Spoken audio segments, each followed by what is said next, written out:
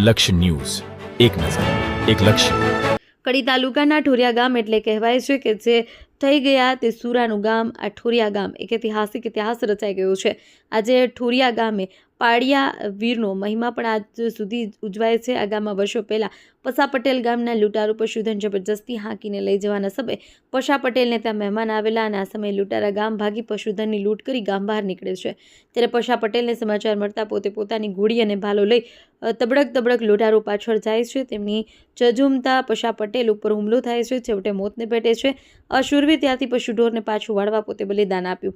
ત્યારે એ સમયે આ ગામનું નામ ઢોરિયા પાડ્યું હતું અને આ પણ પારીઓ અમારા ગામના ગાદરે પૂજાય છે અને તે પારિયાવીરની તિથિ ઉજવાય છે। ત્યારે તે સમયે પ્રથમ આ ગામની થાંભલી દેત્રોજા પટેલ પરિવારે બાંધી હતી અને આજે આ ગામમાં દરેક શાખના પટેલો અને દરેક કાસ્ટના લોકો રહે છે અને દેત્રોજ પરિવારના આજે બુવાજી મહેન્દ્રભાઈ પટેલે આજે તારીખ 25/1/2026ના રોજ એક ભવ્ય આનંદ ગરબાનું આયોજન કરાયું અને દરેક શક્તિ એટલે કે બહુચરાજી માતા, ખોડિયાર માતા, મહાકાળી માતાના દરેક વેશભૂષાના કાર્યક્રમો અને તેમને ત્યાં એક પુત્ર જન્મ્યાનો પારણો ઝૂલવાનો પ્રસંગ ધામધૂમથી ઉજવાયો હતો।